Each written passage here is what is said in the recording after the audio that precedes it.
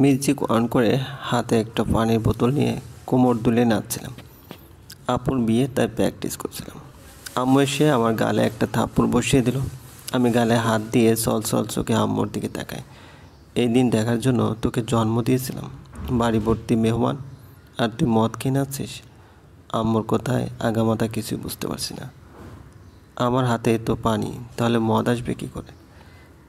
আমি আমার হাতের বোতলটা চেক করে নিলাম, এটা তো পানি। আমার দৃষ্টি যায় দরজার দিকে। রিয়ান ভাই আমার দিকে তাকিয়ে শয়তানি হাসি দিচ্ছে। আমার আর বুঝতে বাকি রইল না, আম্মুকে উল্টাপাল্টা উনি বুঝিয়েছেন। আম্মু, বিশ্বাস করো, আমার হাতের এটা পানির বোতল। তোমার যদি আমার কথা বিশ্বাস না হয় তাহলে তুমি চেক করে দেখতে পারো। আম্মু একটু খেয়ে চেক করলো। তখনই রিয়ান ভাই রুমে প্রবেশ করলো। মামনি বুঝতে পারিনি যে এটা পানি ছিল। রিয়া যেভাবে নাচছিল, তাও আবার পানির বোতল নিয়ে, যে কেউ ভাববে মদ খাচ্ছে। ইনোসেন্ট ফেস করে। রিয়ান্নার এমন ইনোসেন্ট ফেস দেখে মাই ডিয়ার মাদার ইন্ডিয়া গোলে জল হয়ে গেল। না বাবা, তোর কোনো দোষ নাই।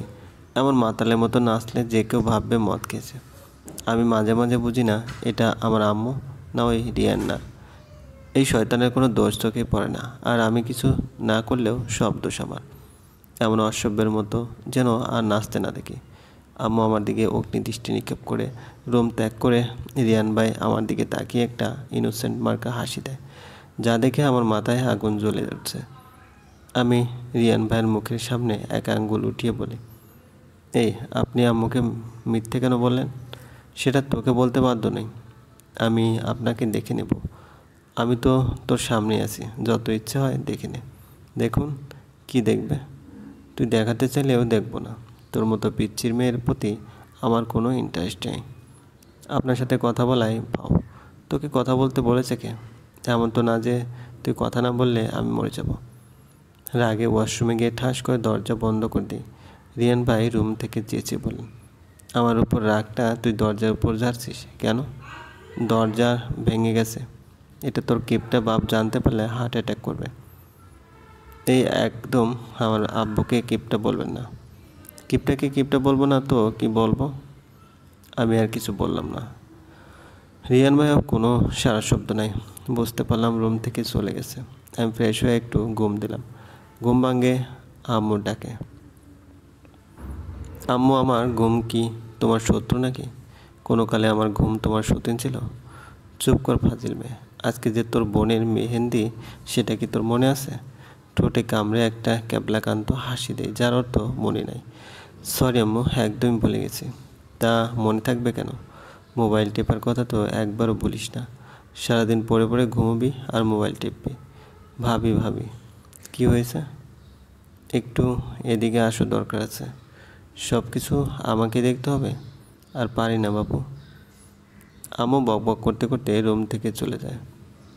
আমি হাফ ছেড়ে বাঁচি। মনিকে টাইট করে জড়িয়ে ধরে একটা থ্যাংক ইউ দিতে হবে। আম্মুকে ঠিক টাইমে ডাক দিচ্ছে, না হলে আর কতক্ষণ যে আঙ্গানের বাণী শুনতে হতো আল্লাহ জানে। আমি ফ্রেশ হয়ে রেডি হতে লাগলাম। সবুজ রঙের একটা লেহেঙ্গা পরলাম, হাতে সবুজ রঙের কাচের চুড়ি, কানে সাদা পাথরের ইয়াররিং, চুলগুলো মাঝখানে সিটি করে টিকলি দিলাম, নাকে নাক টানা দিলাম, ঠোঁটে ডার্ক রেড লিপস্টিক, চোখে ঘন কালো কাজল। বেশ, আমি রেডি। মেহেন্দি অনুষ্ঠানের স্টেজ যেখানে করা হলো সেখানে গেলাম। মনে হলো কেউ আমার দিকে এক ধ্যানে তাকিয়েছে। আমি আশেপাশে তাকালাম, কিন্তু কাউকে দেখতে পেলাম না। আমার কাজিনরা টেনে নিয়ে গেল ডান্স করার জন্য। ডান্স করার মাঝখানে সব লাইট অফ হয়ে গেল। লাইট অফ হয়ে যেতেই কোমরে কারো ঠান্ডা হাতের স্পর্শ পেয়ে কেঁপে উঠি। সব লাইট আবার জ্বলে ওঠে, কিন্তু আমার কোমরে ভীষণ জ্বালা করছে। আমি ডান্স ফ্লোর থেকে একটু সাইডে যাই। যেদিকে জ্বালা করছে সেদিকে তাকিয়ে আমি অবাক হয়ে যাই, কারণ এই সাইডের অন্যটাও কেউ ফিন দিয়ে আটকে দিছে। কিন্তু আমার যতটুকু মনে পড়ে আমি কোনো ফিন লাগাইনি। অন্যটা সরিয়ে দেখি নোকের আসর, যেখান থেকে রক্ত পড়ছে। Hello miss. জি বলুন। আমি নিলয় আহমেদ। তো আমি কি করতে পারি? ছেলেটি আমার দিকে এক হাত বাড়িয়ে দেয়। পরিচিত হতে পারেন, আমি বরের কাজিন। অনিচ্ছা সত্ত্বেও ছেলেটার সাথে হাত মিলালাম। আমি তাসনিম জানরিয়া, আমি কনের ছোটো বোন। আপনার নামটা কিন্তু সুন্দর বেআইন। আই নো, আপনার নামের মতো আপনিও কিন্তু সুন্দর। বেটার বাচ্চা, তুই রবীন্দ্রসঙ্গীত গাওয়া শুরু করছস আর আমি মরি আমার জ্বালায়। আমার সাথে এসব কি অদ্ভুত ঘটনা ঘটছে মনে মনে। আমি ছোটোবেলা থেকে জানি আমি অনেক সুন্দর, আপনি অনেক সুন্দর ডান্স করেন। রিয়া, তোর রক্তে তোর ওড়না ভিজে যাচ্ছে, তোর কোমরে কী হয়েছে? কথাটা আমার ফুফাতো বোন জেরিন বলল। তার কথায় আমি থতমত খেয়ে বলি, আমার নোকের আঁচড় লেগেছে? যা তাড়াতাড়ি ওষুধ লাগিয়ে আপনার ওড়নাটা সরান দেখি ক্ষতটা কত গভীর। নিলে আমার দিকে এক হাত বাড়িয়ে দিতে আমি দৌড়ে রুমে চলে আসি। রুমে এসে দরজা বন্ধ করে জুড়ে জুড়ে কয়েকটা শ্বাস নিই। পিছনে ঘুরে বিছানায় তাকাতে আমার চোখ কপাল উঠে যায়। রিয়ান ভাইয়া আমার বিছানায় হাত পা ছড়িয়ে শুয়ে আছে। আপনি আমার রুমে কি করছেন? বের হন বলছি। রিয়ান ভাইয়া বিছানা থেকে উঠে খপ করে আমার হাতটা ধরে টেনে ওয়াশরুমে নিয়ে যায়। বেসিনের উপর হাত রেখে হ্যান্ড ওয়াশ গিয়ে ঘষে ঘষে হাত ধুচ্ছে। এত জোরে জোরে ঘষছে যে ব্যথায় আমার চোখ দিয়ে পানি পড়ছে। রিয়ান ভাইয়া, আপনি এসব কি করছেন? তোর হাত পরিষ্কার করছি। ওই নিলয়ের বাচ্চা তোর হাত ধরেছিল না? রিয়ান ভাইয়া, আমি হাতে ব্যথা পাচ্ছি। একদম চুপ থাক। তুই তো নাচতে নাচতে ওর সাথে হাত মেলালি। আপনি ভুল বুঝছেন। আমি বদ্ধতার খাতিরে হাত মিলাইছি। এর জন্য তোকে শাস্তি পেতে হবে। আমাকে আবার টানতে টানতে রুমে নিয়ে আসে। এখন তুই এখানে কানে ধরে একবার তুলে 25 মিনিট দাঁড়িয়ে থাকবি। আমি পারবো না। আমি আপনার কথা শুনতে বাধ্য নেই। তুই আমার কথা শুনতে বাধ্য না হলে মামুনিকে গিয়ে বলবো তোকে আমি একটাকে ছেলেকে জড়িয়ে ধরে লিপ কিস করতে দেখেছি। ছি রিয়ান ভাইয়া, আপনি এসব কি বলছেন? আমি এটা করি নাই, কিন্তু আমি তো বলবো, আর মামুনিও আমার কথা বিশ্বাস করবে। তোর কোমরের এক সাইডে নখে আঁচড় দেখে রাগে দুঃখে মরে যেতে ইচ্ছে করছে। 25 মিনিট কানে ধরে দাঁড়িয়ে থাকার পরে রিয়ান ভাইয়া আমার রুম থেকে চলে গেছে।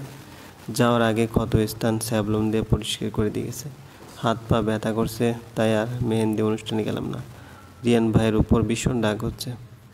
আপুর মেহেন্দি অনুষ্ঠান নিয়ে আগ্রহটা আমার বেশি ছিল, কিন্তু আমি মেহেদি দিতে পারলাম না। ফ্রেশ হয়ে ড্রেস চেঞ্জ করে শুয়ে পড়লাম।